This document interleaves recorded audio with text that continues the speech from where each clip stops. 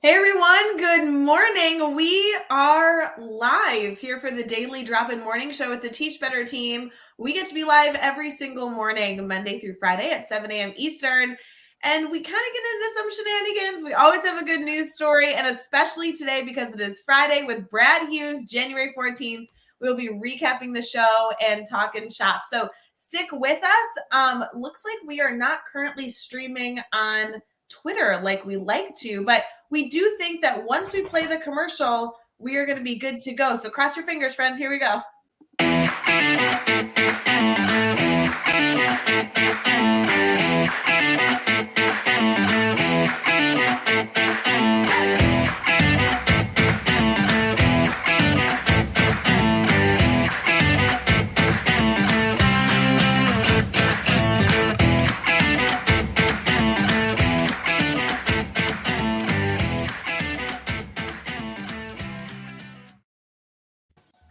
Good morning, everyone. It looks like we are not streaming on our Teach Better Team Twitter, but I did just share the stream because we are streaming on my personal account at Rae Hewart. So all the options that we have, if anybody is struggling to find the show, we just want to give a shout out to all of you who did find it. Thank you that you're here. If you wouldn't mind sharing this stream on the platform that you're on, whether you're watching on Facebook, YouTube, Twitter, or Twitch, it always helps us reach all of our viewers. Brad Hughes, happy Friday. Rae Hewart, happy Friday to you, friend. Hope it's been a good week. It's been a strong week. It's been an impactful week for me and for our viewers and listeners here on the DDI. So I'm excited, always excited to get Friday started with you, friend. How are you doing and how was your week? You know, week has been good.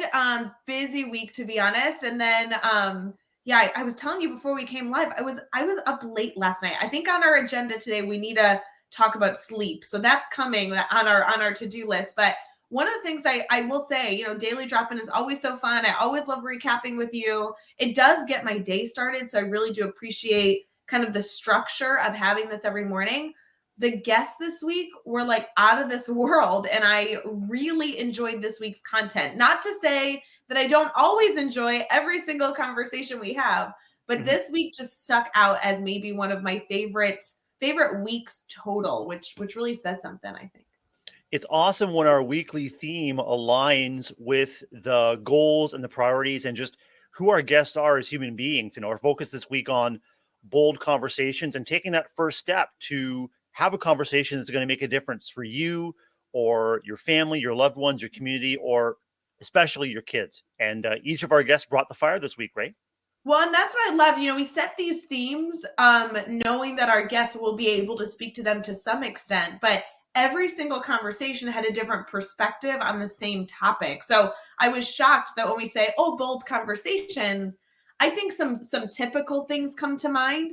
And it seemed like every day we were looking at the concept of a bold conversation differently, which to me really adds to a wealth of exploration. So I really valued that, and I'm excited to recap it with you later on in the show. It'll be so fun. I am too. I reflect on the fact that the boldness of the conversation is in the eye of the beholder. That is Oh, even small matters that come to mind that might provide peace of mind for you can sometimes be very, very difficult to bring up. And so I try and coach the people that I work with and connect with. Anything that might ease your mind, Rae, anything at all is worth bringing forward, because if it can ease your mind, that gives you the headspace to take more important next steps. But it really is funny. I ask you and ask everyone to reflect on how many times we might keep something even that we consider small bottled up because of the risk of how it might be received. So excited to dig into that with you again and to recap a great week. oh no, I honestly, I really appreciate it. I always love on our Fridays that we can recap and help me process everything that's happened, but also obviously give our viewers a little insight in case they didn't catch every single show this week. This week is definitely one to make sure you go back and listen. Whether you go back and listen on Teach Better Talk podcast, just via the podcast, or just go to our YouTube stores all of these shows in a playlist. You can actually click one of them and they will all play. So you can have them on throughout the day if you're interested. So it's kind of nice. Yeah, Rae, I call it live or later. You can catch us live every morning, 7 Eastern, or you can catch us later in any number of ways. And gosh, I think we're excellent companions for a drive home or for cooking dinner when you get home from work, or maybe a lunch break or something at school if you've got some prep time, some planning time, something that you can have on in the background as you get your classroom ready or as you get your office ready and set up for the morning. Yes, I totally agree. Good morning to Rachel in the comments. Good to see you sharing your good morning messages with us. We appreciate it. Brad, I have so many things in my head I want to talk to you about. One that I want you to know is that I have been struggling. I've been trying to quote you um all day yesterday. I was trying to quote you, and Yeah, live or later I'm gonna steal that one. But please. I will tell people that that's your phrase. You say a phrase. Help me remember. You say a phrase during mastermind because you run our evening mastermind every single week for the Teach Better team, which, by the way, if you're an administrator or a leader in some way in your building, you should join our administrator mastermind. You can go register free for that at teachbetter.com/mastermind. Brad, you say something that cues the group to bring up their topics. So it's a simple format where people can just bring their questions every single week. What's the phrase you say? You have a really nice like phrase that comes to mind. Ray, I want to just start by saying any phrase that comes to your mind, if you put the word a at the end, then you can consider me quoted as your Canadian friend here in the Great White North. But what I will say is when we're talking with our mastermind leaders, as you said, it's a space for people to bring forward their problems of practice. So I invite, or our facilitators invite people to bring forward their problems of practice. And as you frequently say on the daily drop in, when we shift to the brainstorm bank, what do you need? And how can we help? And what I will say is Ray Hewitt, you made a huge difference to me this week as a result of your presence and influence in the masterminds, because both of us were reflecting on what was a pretty heavy mastermind with our school leaders experiencing all kinds of situations that are really out of their control, but yet they need to put the pieces back together for their people. And what your focus that really was impactful for me was shifting from what we wish was happening and what is actually within our control. What do we wish was happening? That's completely out of our control. And heaven knows there's enough emotion around all of the things that we wish were happening or should be happening or ought to be happening. You helped me to reframe that night and reframe for the rest of the week. Let's focus on what we can do, what's within our capacity to do. What, if nothing else, how we show up and how we frame these tense situations, these challenging situations, that is absolutely within our control. So anyway, you made a huge difference for me, friend. And I'm carrying that forward as we go into our next mastermind. It's going to be, what do you need? How can we help? And let's keep the focus on what is possible. No, I appreciate it. And that's problems of practice. That was the phrase I was needing. That's a great phrase. I love those two words together. I need to write that down after the show. But no, I appreciate it, Brad. Yeah, mastermind this week. I know that we're not necessarily here to recap Mm-hmm. it, but that was a struggle of that evening Mm-hmm. mastermind. And I say that to add some context if you're listening and you weren't there. All these administrators, school administrators, public school administrators are coming together at 7 o'clock in the evening, meaning they worked a full day, and none of their conversation was incorrect. But the focus of the conversation was, oh my gosh, we have a sub shortage. What are we going to do to retain our teachers? And how do we deal with like extreme weather? And it was really problems that I'm a positive thinker, and I wasn't trying to be negative either, but I'm like, I literally don't know the answer. Like, this space is for brainstorming. And I think the struggle was that with the administrators that were there, we can't control extreme weather. We can't control right this moment the answer to calling in tomorrow because there is no teachers in the building. Like, it wasn't that they were unwilling to brainstorm. I just felt like that group was struggling because we were talking about problems that were literally happening tomorrow that were Mm-hmm. causing so much anxiety and stress. And so, yeah, I feel like the only way to cope with that is acknowledge the problem, but then say, okay, within all that being said, is there anything we can control tomorrow? And Yeah, and I'm what I really admire about that team and that space, Ray, is there's absolutely space for us to empathize and say, that is really hard. That is really hard what you're experiencing. We understand, and to give people an opportunity just to be companions for each other in the very challenging work that we're doing. It's making that shift though that is crucial as we continue to go forward. And in our province in Ontario, our schools are scheduled. Our students are scheduled to return face to face on Monday in the midst of Omicron, in the midst of increasing community spread and hospitalization. there's a lot of concern from parents, educators, and kids. So what we need to do, the utmost thing we need to do right now is, again, shift from what we wish was happening or what we feel should be happening and what is actually happening. We're going to get a real good grounding in what the reality of the situation is, what is within our control, providing good information for staff members and community members. What's within our control, showing up with a positive, warm, safe welcome for kids. But before we can offer that, Rae, we've got to make sure we're looking after each other. We've got to look after our own fears and needs so that we have a hope of being patient, responsive, and kind when the stress is high and when kids return in person. Oh, yeah, so important. I just feel like, one of my favorite things that this is so funny. One of my favorite things that my principal last year was doing is that when you felt the stress really high in the building, he brought in donuts. And I know that's so silly because I can go buy my own stinking donut, but donuts taste better when they're brought in by the principal. I don't know why, friends. I wish it wasn't true. I'm sorry to all the principals out there that have to carry packages of donuts, but a pink sprinkle-filled donut just tastes better when Christopher McGraw buys it. That's all I'm saying. It just does. Sounds like surprise and care are a couple of your love languages, Rae. And surprise is absolutely one of my love languages. And when you do something unexpected that's going to lighten someone's moment or brighten their day or ease their load, or even just coming alongside someone with a little bit of a surprise, I'm going to cover your yard duty right now, or let's tap out for 10 minutes, go grab a coffee. I'll read the story to your kids, or let me engage in the learning that's going on. Help me learn. I mean, it's that camaraderie, it's that companionship that is going to continue to carry us through. And I agree. Principal donuts taste the best. They do. Okay, wait, Brad, I've never thought about this. And again, we're totally off topic. I had all these things I Love it. want to ask you about, but I don't think I've ever thought about the relationship between love languages in a work environment. I obviously am aware of them the value of them in some regard in an intimate relationship, right? Or even in a relationship with a family member. I've never thought about love languages when it comes to a staff relationship, but that is very important. If you know that members of your staff appreciate some sort of love language specifically, then you can tap into that to really refill their cup. I've never thought about that. What are the 5 love languages? It's like I don't. gifts. Yeah, I'll need some help too, but I know that gifts. Gifts, words of affirmation. Yep. Acts of service. Yes. Oh my gosh, what are the other 2? Gifts again.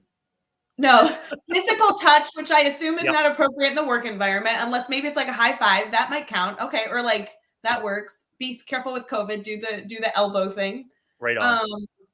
And oh my gosh, service, gifts, aspiration, words, physical touch. Oh my gosh, I'm missing one. Maybe Help us one in of the our comments. Yeah, I was going to say maybe one of our viewers can jot it in the comments. And when I think I use love languages as more general rather than a set of 5, Rae. When I say surprise can be a love language, it's whatever lights the fire inside, whatever gives you that spark. One of my colleagues, Rebecca Fay, who was vice principal, that when we worked together, she actually surveyed our staff. She surveyed to find out what our staff love languages were, so that we could be prepared as school leaders to meet people right where they were with what they needed. It kind of reminds me of feedback. Like if one person is expecting a kind of feedback and you provide a different kind and there's a mismatch, it doesn't always hit right. So surveying staff members on what their love languages are, or at least getting to know your staff intimately enough to know what lights their fire, is crucial. Okay, Found Brad, out? is it bad? We missed my favorite one. Like, I Yep. think this is my favorite love. Maybe, I don't know, maybe it's not, but quality time is the other one. So it's Right on. words of affirmation, acts of service, physical touch, gifts, and quality time. And what I like about this, Brad, and I know we didn't expect to talk about this is kind of a question that you could pose to your staff today that isn't something like, how we do all the big surveys at the beginning of the year, right? Tell us everything about you. We do this with our students all the time. This is a really good, quick, like task that is kind of fun to learn about your staff this morning that you could go ask and maybe define what some of these things are in a work context so they really do understand what we're trying to get to. But I like that. That's getting to know your staff. That's getting to know how to best support them. This is valuable Yeah. information that then you could apply Monday morning. 100%. And it really dovetails well with how we started our conversation this morning, Ray, is what do you need and how can we help? I mean, if we ask people how can we help, their mindset may be, well, there might be tasks you can help me with, or there might be information you can provide, but that actually can be how we can help. Is how we can help is spend a couple of minutes with me and just help me unpack my worries, Mhm. or share a joke with me. That can be part, and as long as we make it explicit that this is actually the information we're seeking, we're giving permission to people to share that information, which again, that might be hard to surface. We talked about, the difficulty of having bold conversations. People may not have been used to being invited by school leaders or colleagues to share that information. There's an element of vulnerability, right? But Yeah. if we invite it, we make it explicit, and we keep coming back to it persistently but gently. Yeah, we really want to know. No, really, we really want to know, what is your love language? It could make all the difference, Ray. No, I think that's awesome. For those of you that are listening live with us, I know we have a few of you. I'd love to have you throw in the comments what you think your quote unquote love language is, meaning how do you receive appreciation from others to really feel like, yes, they really understand me. I feel very valued by them. In a work context, I think that's really important. And I kind of agree. Lori says, we did this for small acts of kindness between staff. We put the survey in Binder so staff could look up someone. Oh, interesting. So staff had access to that. I love that. I think small acts of I think acts of service might be mine in a work environment. I don't think it Mhm. is in a romantic, relationship. That I think that's probably quality time, but I think at a work environment, acts of service is really valuable to me. I think it's fascinating too, Ray, is there's a real opportunity, and maybe we can pick this up in another week, another theme week with Daily Drop In, is how can we surface love in our workplaces? How can we surface love? How can we put love, like love, out in front of the work we do? How can we state our purpose? Our purpose is to build a loving community. How can we make it comfortable and possible for each other to do that? If that's a hard thing to surface, if you're a school leader or an educator, maybe one way to weave that in is just by an awareness of those love languages. It absolutely has a role. And if I may be so bold as to say, Ray, it is time for us to put love at the forefront of all we do. Let's get that word love as an action, as a service, as a noun. Let's get all the aspects of love out front in what we do. I don't think our communities have ever needed it more. I love that call to action. That's so powerful. I guess gifts would constitute my donut. So maybe I'm going to switch Mhm. mine. I'm going to say, guys, I really do love a, what are those donuts? Okay, so it's a basic donut, Yep. strawberry frosting with the sprinkles. That's the best thing you can give Ray Heward at a school building. Oh, I'm just letting you know. I'm just those are letting classic. And when they're fresh and that cake is just kind of honeycombed, you know what I mean? Like it's got those, oh, so good. Yeah, I also I think we all need a good donut this morning. So don't expect your principal to bring donut, friends. Take it into your own. You have the power to make this happen for you this morning. Go pick up a donut on your way to school. I wish it was There, like National Donut Day or something. Don't you think that would be really well, good? I'll tell you, Ray, you and I are in charge of what the holidays are today. So we can sneak that in a couple of times, and maybe at the beginning and at the end. Reminder, it's a National Donut Day today. I wish it was, but then you're gonna go to like Dunkin' Donuts and be like, hey, Ray Hewer and Brad Hughes said today is donut day. Is there like a promotion going on? And the guy behind the counter is gonna be like, no, they lied to you. They made that. The guy behind the counter is going to go, I know Brad, I know Ray from the Daily Drop In, right? Yeah, it is National Donut. I heard that today, and there's a special, and you're going to love it. Oh my gosh. Oh, the things that we wish we could make happen in your communities. Brad, it's obviously Friday, and as we head Mhm. into a fun weekend, obviously we have some recapping we need to do here on the show before we head into our big day. Do you have plans this weekend that you are excited about? Maybe some relaxation from a busy week? I have some relaxation, but you might not think it's relaxing, but it is to me. I've got some new furniture to put together, so we're pretty fortunate. We've got a new furniture set to put together, which is going to involve moving some furniture upstairs down, some furniture on the main floor up, and then the new furniture can come in. So it's going to be a nice little nook or an entertainment area for the family. And I get in the flow, I get in the zone when I've got a project. It always give me a project, and I'm good to go. But otherwise, taking time to relax and reconnect with family and play with the dog and all that kind of stuff. How about you? Weekend plans for you? I have a few things I get to do to see my sister, which will Yeah, be nice. She's still in town for another week, and then she heads back with my brother-in-law to Scotland at next weekend. So we're kind of finishing up the last leg of their incredible trip. But Brad, I do have to ask about this furniture. So sure. when you say putting together furniture, I was so thrilled about last year when my couch came and all I had to do was like attach the legs. Like that was all the building of the furniture versus IKEA. When you get furniture, it's like you're getting each individual piece and it's a lot of steps to put the furniture together. Which category are you in for this furniture coming? Kind of in the middle, Ray. So I'm excited that we ordered a sectional furniture from a Canadian company that shipped it in 13 separate boxes. And each box you open it, it's a complete section, and basically you assemble it, maybe kind of like Lego pieces. They're integrated, and each box is light enough for one person to carry. So it's open box. Even the boxes are even labeled. It says something like, "Hi, I'm a seat. Open the arms first." So the box is telling you in a friendly way what should be opened first. It seems like a great company, and I'm looking forward to seeing if the furniture is as comfortable as they say online. But yeah, happy to. Well, it's not local; it's a company in Quebec, but it was nice to shop local and nice to support a Canadian company here in my own home setting. Yes. So I need two things from you. One is I'm gonna need a photo or two of this experience. Really, in a perfect world, I'd love for you to take a video, but let's just pretend I need a photo or two evidence with the family that you put furniture Okay. together. I want Okay. to see what this is like. And then next week, I think we need to remember if you like the furniture, I want us to like hear what the company's name is. So let us know about that next week. 100% happy to. I'll do both. In fact, if our audience demands it, We demand. I will live tweet the unpacking. Like the unboxing videos. I could do an Yes. unboxing video, Ray. I could put it on the the Teach Better Team YouTube channel. Uh, anyway, it could be entertaining or amusing. If nothing else, you can see us all play with the boxes and see what we make box forts out of them at the end. It's going to be a creative and exciting weekend here in the Hughes household. I love this. I love this. Brad, I'm feeling really good about this story. Should we get into some good news and some holidays? 100%. Let's do it. Let's do it.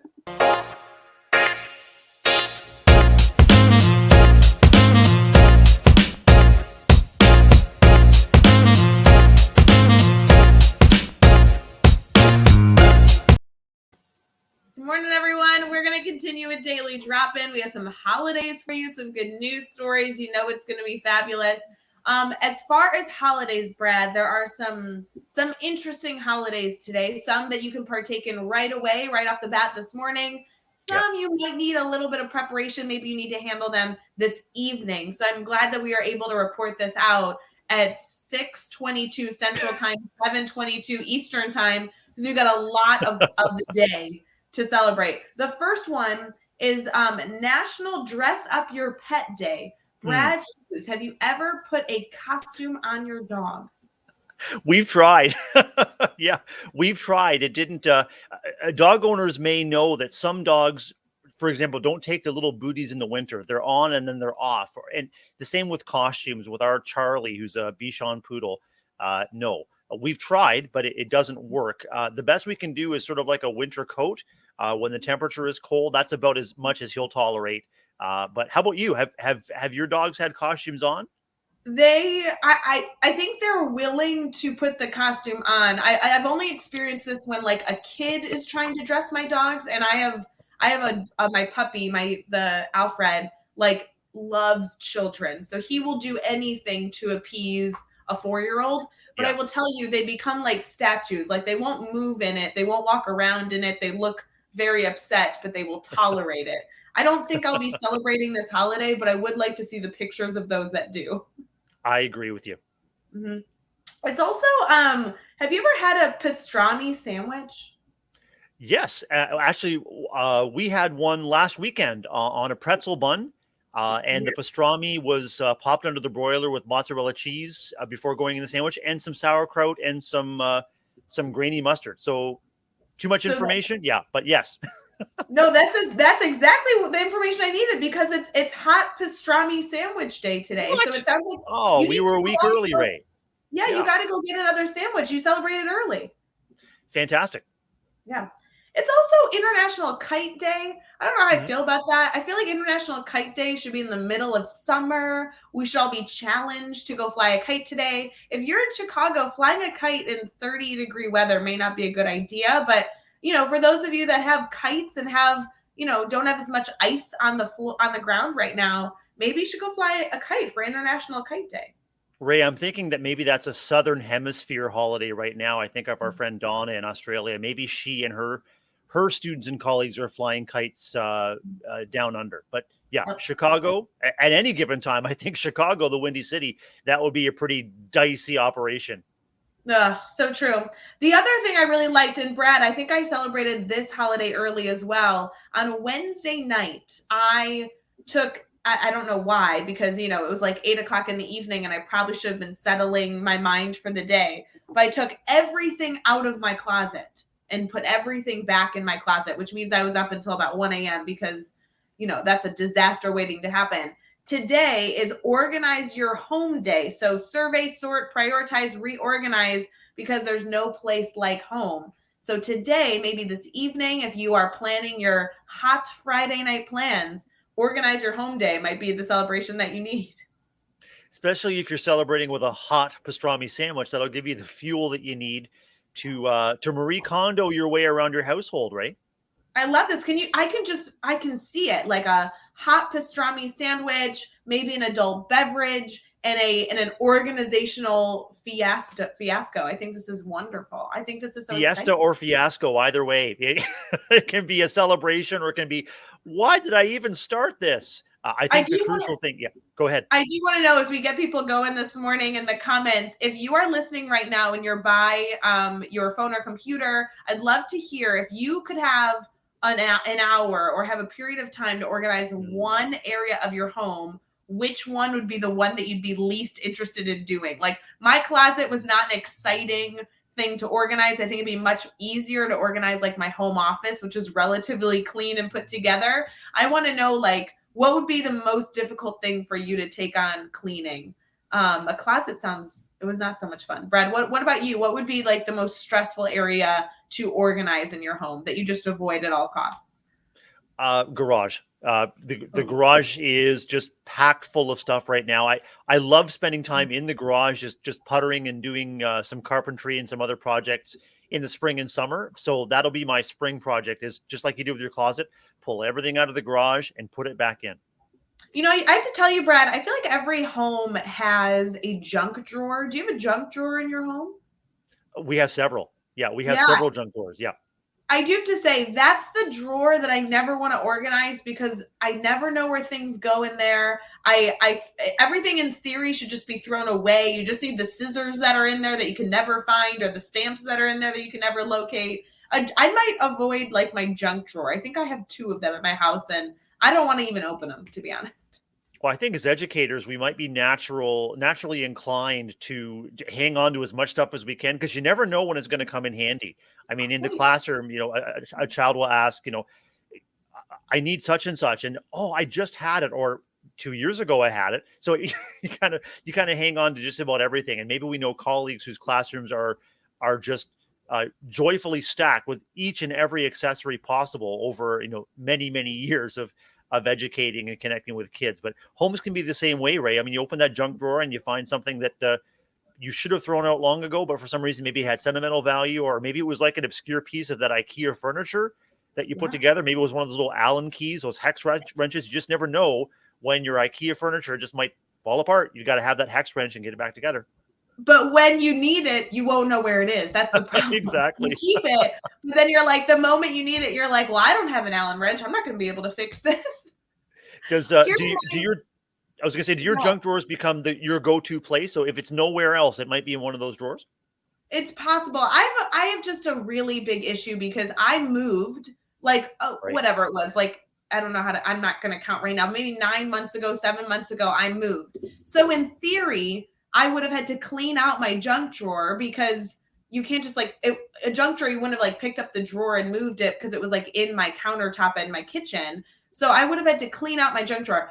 In the kitchen, I have a junk drawer, and there are an abundance of those magnetic, ugly rainbow alphabet letters in Yep. 2 different languages. I have English and Hebrew. Here's my question. Yep. Why in the world do I have those? Second of all, why did I keep them when I moved? And third of all, why are they not on the fridge if I own them? Why do I need rainbow alphabet letters? I don't understand. Maybe it's not a need. Maybe there's just some deep-rooted, mysterious connection to a happy memory in your childhood, Ray, where those letters in English and Hebrew were part of your formation, and they just they just hit right when you see them. They're just maybe they're like a comfort object for you. I'm telling you, Brad, I have no reason why I need these rainbow letters, and I don't know why I moved with them, and I don't know why they're still in the drawer. So if anyone needs a rainbow alphabet set, I bet I'm missing like 3 or 4 different letters, but you can have it for the fair price of $2. So let me know. Ooh. Could I use my daily drop-in discount for that, Ray? I might be interested. Absolutely, sign me up. All right. As you guys are in the comments telling us what you would love to clean out, we're getting some comments of people telling us that craft areas, the whole house, just because the kids are crazy. I do like Brian's comment is take them out and spell teach better on the fridge and send us a pic. Here's the problem. Bree, you know, with those alphabet letters, it's 1 letter per letter. So like I can't even spell teach better. There's too many T's, too many E's. It's a challenge. Maybe I need to buy more alphabet letters and I'll find a purpose for them. That's what I need to do. Guess what Ray Hewert's going to find in her mailbox really soon from Brad Hughes? Alphabet letters. Terrible. I'm telling you guys, I don't need more alphabet letters. Those should all be in the trash. Brad, what's our good news story? Give me something else to distract. I'm not organizing tonight. I refuse. Ray, if you were to pop into your junk drawer, do you think you would find among, the Allen keys and the bread tags and the letters, do you think you might find a pink pygmy pipe horse? No, I don't know what that is. So I'm going to go with a no for that one. A pink pygmy pipe horse and 2 guitarfish were among 70 new species discovered in 2021. And when I think of the memes describing 2021, you may have seen the meme of the trash dumpster on fire floating down, or someone in a room surrounded by flames saying everything is okay. But 2021 actually brought us a gift and a surprise of 70 new species discovered, including the pink pygmy pipe horse. And there's a picture here for those who are able to link. I'm going to pop the link in our chat right now. The pink pygmy pipe horse, and Ray, I challenge you to say that several times fast. 2 guitarfish, 14 beetles, 12 sea slugs. Sounds like a Christmas carol. 9 ants, 7 fish, 6 scorpions, 5 sea stars, 5 flowering plants, 4 sharks, 3 spiders, 2 sea pens, 1 moss, 1 pygmy pipe horse, and 1 cicalian were all discovered by Academy scientists and international collaborators in 2021. So I'm hoping that this story will give us hope that diversity of species is a thing, and that with conservation and with scientific inquiry, we can continue to bring new species to light and keep them healthy, safe, and thriving in 2022. I love that good news story as a way to bring that. I think that would be so interesting to bring to students at any grade level. That would be interesting. You're talking about bringing that to kindergartners or bringing that to senior in high school in an English class. That is crazy. Is it silly that in 2022, it's like amazing to me that we discovered 70 new species? Like I just feel like that number is so large. 70. That's huge. It really is incredible. And the article goes on to say, I mean, the power of bringing it forward to our kids, especially, is when we're talking about big ideas like deforestation and climate change. What's essential, the scientists and the authors argue, is putting what they call a face to the name. So if you can bring a picture and a story of a species that's threatened or a species that has just emerged and surround that with the context for kids, putting that face to the name, personalizing, making an emotional connection, Ray, with these big ideas through new species is one powerful way to get kids involved in being determined to be conservationists and protectors of the planet. That's so cool. And Brad, round of applause for you that you tried to pronounce all those species, because there were a lot of big words in that article, and I'm impressed. I just want you to know that's probably the worst part of hosting the show live, is that there's no editing. If you make a mistake on a word or a name like I do literally every show, it's no good. And you rocked that, just so you know, you killed it.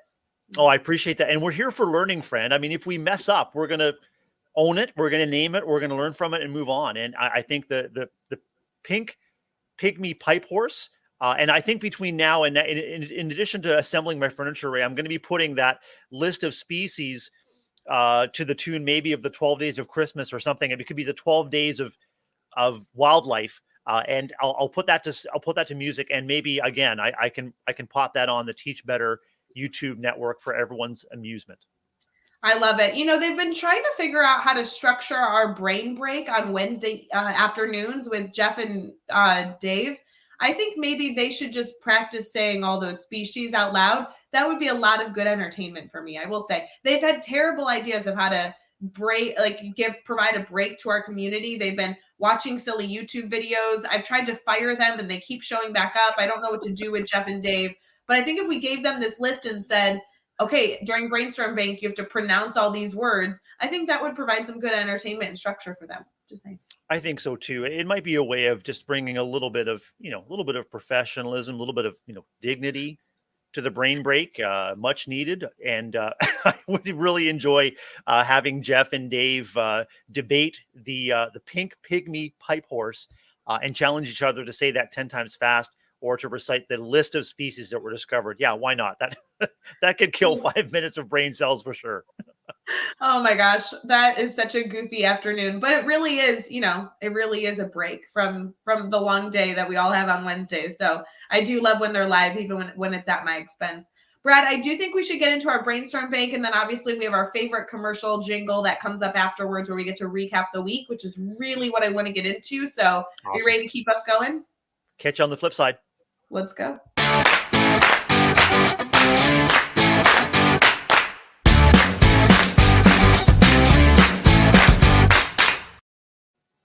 Morning, everyone. We're continuing with our Brainstorm Bank. We are slightly behind schedule, but that's just because we've had some wacky conversation this morning. It is Friday, January. I'm laughing. Surprise, surprise. Brad and Ray are behind schedule.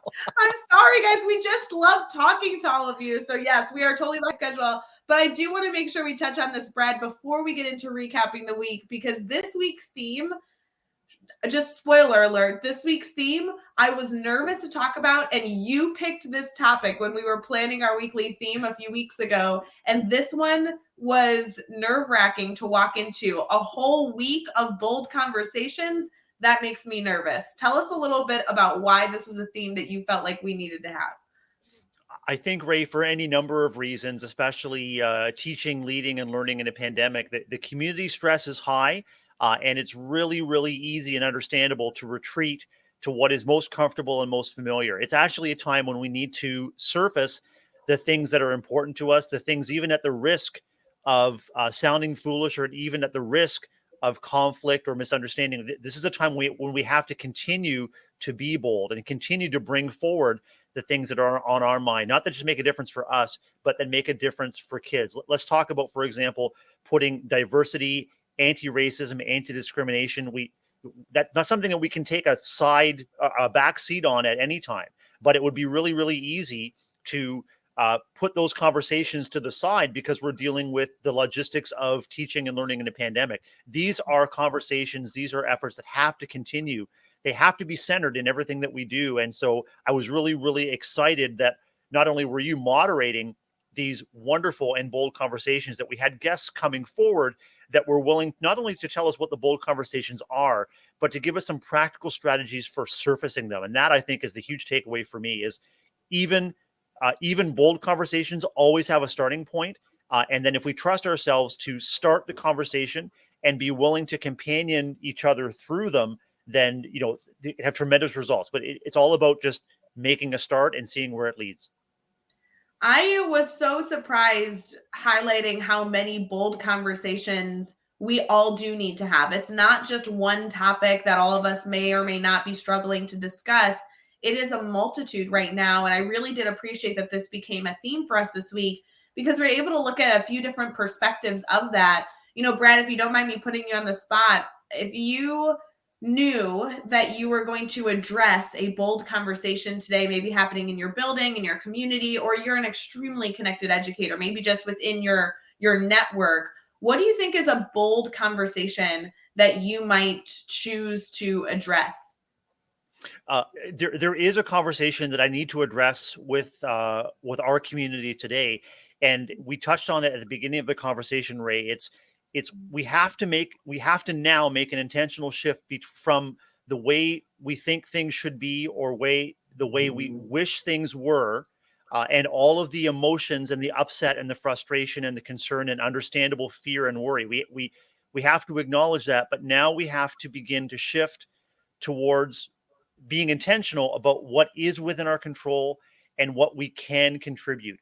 Everything else is out of our control. But I mean, if you've been visiting social media, Facebook, Twitter has just been on fire with controversial and adversarial conversations about the state of education, about the safety in schools, about whether it's wise or not wise to have kids in face-to-face classrooms, masks or no masks, and it's incredibly divisive. And unfortunately, many educators are right in the thick of those conversations, mostly as consumers, but sometimes as participants in these conversations that continue to escalate and perseverate on the way things ought to be, and certainly are not solution focused, not seeking solutions to how can we action our own capacity for the greater good of our kids and community. So that's the intentional conversation. That's the bold conversation that I'm going to have with staff today. And I say bold because I there is a risk of, if I don't handle this conversation delicately or sensitively there, and I'm just going to name the risk to my staff members, Rae. There is a risk of your worries, understandable worries for Ontario educators, of returning in person next week with students. There is a risk of minimizing your worries and frustrations about the state of affairs. But the reality is that we have to make sure we have a foundation of good information, and we have to be vulnerable with each other to let each other know, really, what do you need? How can we help? How can we support you through those love languages? How can we support you with practical support? And we have that's the shift we have to make. That's the bold conversation that I need to take on today, Rae, as we return in person in Ontario to schools on Monday.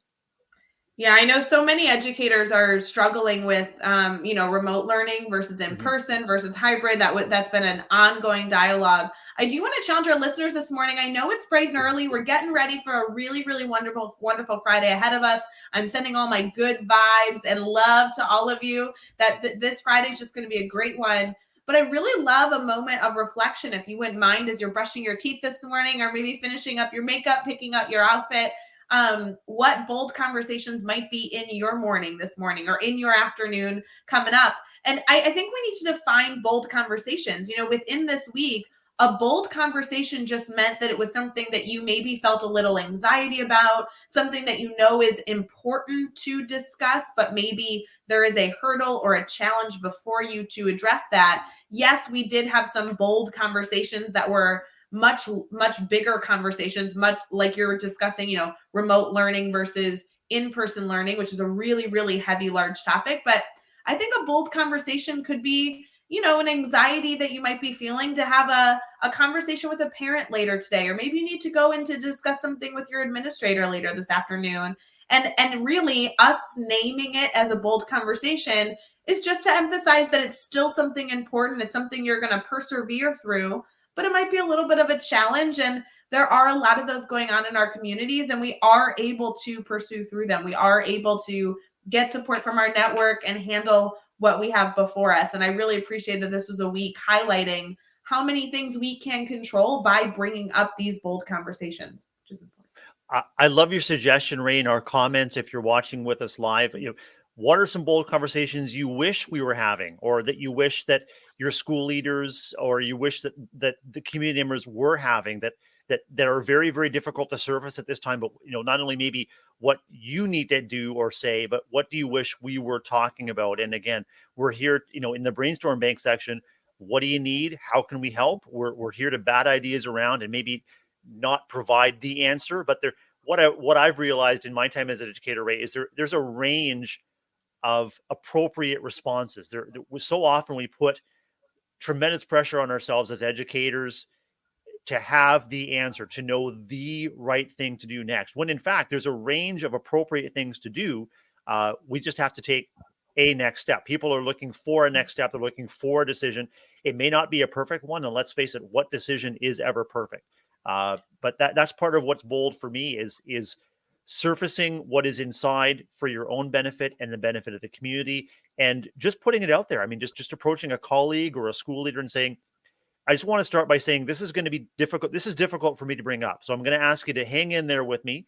And that framework can provide the listener sort of the signal that what you need is for them to listen, and that you might stutter or stumble or backtrack or whatever. But if you just lay it out there, this is going to be hard for me to bring up, and just bear with me and just let me have my say. And then hopefully that person is going to be reflecting back what they hear and understand.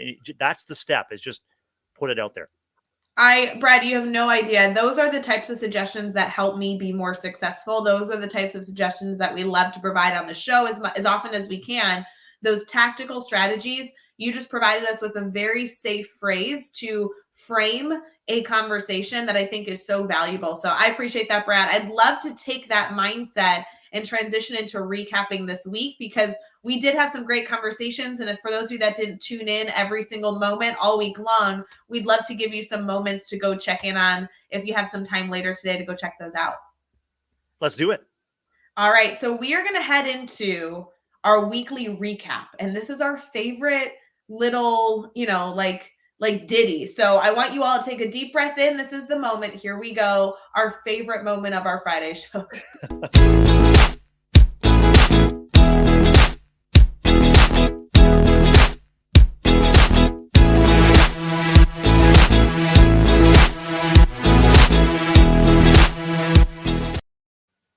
It just gets me going. I love it.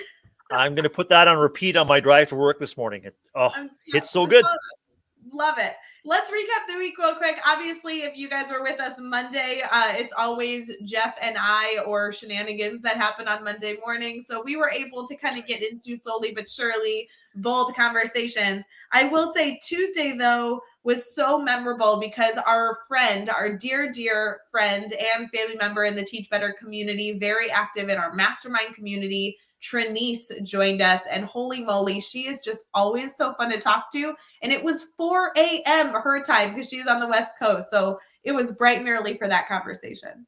That was an incredible conversation. Have truly enjoyed connecting with and learning from Trinice. And not only, I mean, who she is and how she works is absolutely informed by her story and history. And in your episode on Tuesday, Rae, she explained the shifts that she necessarily needed to make, both in in geography and in school location, so that she felt that she was contributing all she could. She was really in the zone, in the pocket. And talk about bold conversations. Trinice walks the talk. She puts what needs to be put out there, and she's an incredible role model for me as a school leader. I'm really happy to know her, and was happy to dig into that with both of you on Tuesday.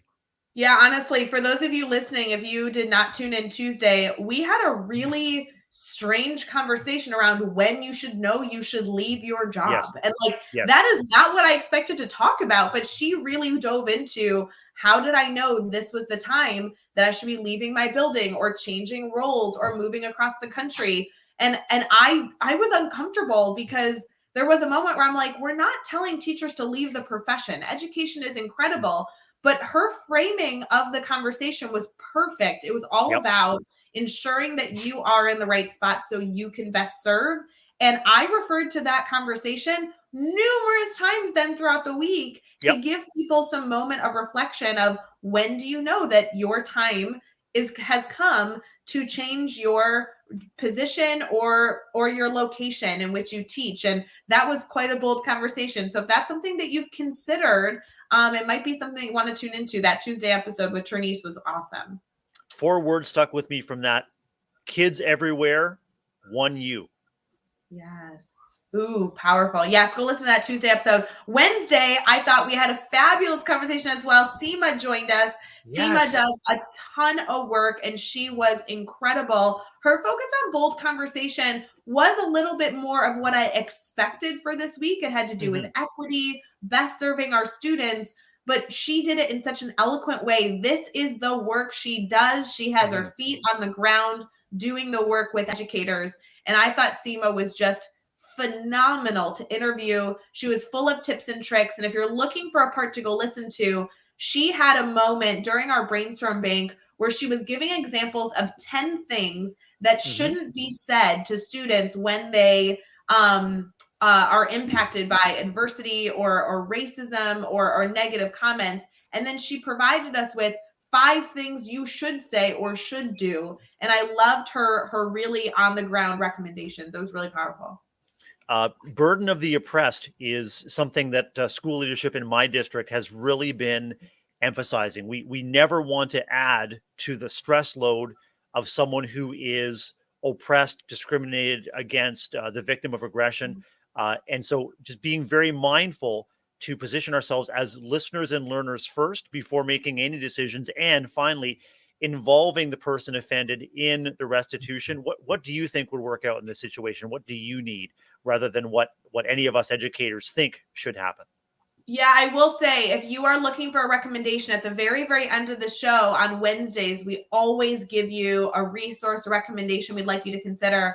Her case study book is out of this world. I think every educator should have that in their library. I think that needs to be a priority for the next few years, people to consider a book study or an activity with that. I have never believed in the design of that book more. So please go check out that resource. That was Wednesday at the very, very end of the show, maybe the last 10 minutes. So definitely go check that out. And then Brad, obviously yesterday we had Shakira with us. How cool was Shakira, this 28-year-old passionate millennial teacher? And I say that because her podcast focuses on millennial educators and supporting young teachers.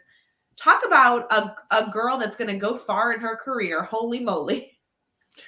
Truth to power, Rae. Truth to power is what we need our young educators to speak. And we also need our veteran educators to hold space for educators like Shakira, hold space for educators who are just a new level of awesome with a completely different worldview than we might be used to, because they're leveraging lived experience of the turn of the millennium. And our young educators are going to be uniquely positioned, Rae, to be servers and leaders post-pandemic, or as we shift to endemic, because this is the only education life they've known. So we've got to make space and leave opportunity for them to make a difference. And there were a few things in that conversation, I will say, Shakira and I didn't agree on. And I thought that it was wonderful that a young educator, a very passionate educator, was sharing her voice and opinions. And I really valued that. It was a great reminder that everybody comes from a different perspective. It was a great reminder that we have a responsibility to continue to have more conversations so we can all continue to develop our holistic view of the things in front of us. One of the things I really valued about that conversation, even though we didn't necessarily agree on everything we discussed, was this concept of having bold conversations even when you don't know really what the conversation's about. One of the things that she emphasized is really needing help as a millennial new teacher, really needing support. And she didn't necessarily even know what that support looked like. She just knew it was a need. And I felt like that in and of itself was incredibly valuable, because we were able to discuss, you don't need to know the right answer for the bold conversations that you want to have. And I thought that was really important. Rae, a couple of things come to mind there quickly. First, the result of a bold conversation doesn't necessarily need to be a resolution or a decision. It can simply be improved understanding among the people that are having the conversation. So you said, that there were some things that you and Shakira may not agree on or may not have agreed on, and that we got to prepare. That will be a part of bold conversations. But if we are leaving with a shared understanding, we may have to agree to disagree on some things, but that can also be a goal. The second thing that comes to mind, Rae, is something that I tell every pre-service, every student teacher when they do their orientation with me at our school. And I encourage all school leaders to steal this phrase. And I always tell the new teachers, yeah, you've got a lot to learn, but you've got a lot to offer. And what I want to do as a school leader and in my school community is to make it possible for new teachers to surface their ideas in a way that, because you're new, you've got a lot to learn. You want to, anyway, there are lots of understandable reasons why young teachers don't surface their great ideas or don't seek to have their ideas affirmed. Let's make it possible. They got a lot to learn. Yeah, but they have a lot to offer if we leave space for them to do so. I love it. I love it. Please go check out those conversations because they were phenomenal. And I can only hope that next week's going to be the same. Our theme next week is inviting students into the design. We have new friends joining us all week long. Obviously, Monday morning, we start with the one and only Jeff Gargis. We will be live on Monday, even though a lot of schools will have the day off, especially in the US. But please know that we are here. So if you want to still continue to start your morning with us, especially those of you that are getting up early to head into school, please know that we will be here for you. We do have some new friends joining us as the week continues.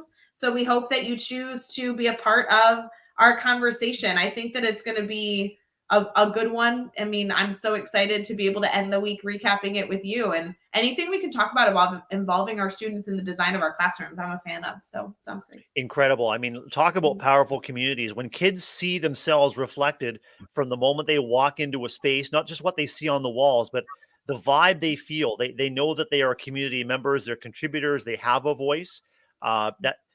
That to me is key, is student voice. And as a podcaster too, I'm always intrigued by podcasters that have students in front of the microphone sharing out, what matters to them. And again, just like our new teachers, our millennials, whoever it is, holding space for those conversations and being prepared to listen first, seek understanding, and then make your own contribution. That's key. So I'm looking forward to these conversations with our new and returning guests next week too, Rae. So good. For those of you that are live with us right now, or if you're listening to this after the fact on Teach Better Talk podcast, we do want to wish you a wonderful Friday and give you a reminder that this show is here every single morning for you. If you specifically have someone in mind, maybe a colleague, an administrator, or just a friend in the educational space that you think would be fun to include on the show, please direct message either Brad or I. We'd love to learn more about them and consider having them as a part of Daily Drop-In. We're always booking new friends, whether they've been in the Teach Better community for ages or they're brand new to our little family here. We'd love to continue to amplify the different voices and perspectives of educators worldwide. So please feel free to message us at any time with a recommendation of an educator that you are close with or an educator you follow on social media who you think would be fun to have on the show. Additionally, Brad, every single week for the next few weeks, we have big announcements coming, and next week is no different. Yeah, so please make sure that you keep an eye out for the Teach Better announcements. We will have an exclusive one-time only big announcement next week, very early in the week, and then we will have a course coming out on Wednesday. So we have a lot going on in the Teach Better Academy and in the Teach Better world. So I hope that that leaves some excitement for our network. Excited to hear new details. There's always excitement in the Teach Better Network, Rae, and it's really about the incredible gifts that people bring to every interaction with us, whether it's online, whether it's later, whether it's video, coursework, conversations, podcasts, brain breaks. I mean, it's not just the people in front of you, it's what our contributors and our friends and family bring forward to these interactions that makes all the difference for us. So we're really grateful to be having the opportunity to connect so frequently and with so much excitement in the days and the weeks to come, Rae. It's going to be so good. For those of you that are heading into today's big day of having students be successful, of continuing to reflect on those bold conversations and maybe even considering our love languages, we want to wish you a wonderful Friday. Brad, thanks for coming live with me. I always love chit-chatting with you. I'm excited for next week as well. And I hope everybody enjoys their last few sips of coffee as they head into maybe the best Friday of January so far. I think this is going to be a good one. It's going to be a great one, Rae. Fridays are always special when I can join you for Daily Drop-In, and it's always a pleasure to get clearer and clearer on my thoughts and feelings and beliefs, and allow our courageous conversations, our bold conversations every Friday make me better too. So I hope that you're leaving the conversation feeling energized just like I am, and I hope that everyone listening now or later feels the same way. This is an awesome opportunity. Thank you, Rae. Love it. We appreciate you, friends. See you later.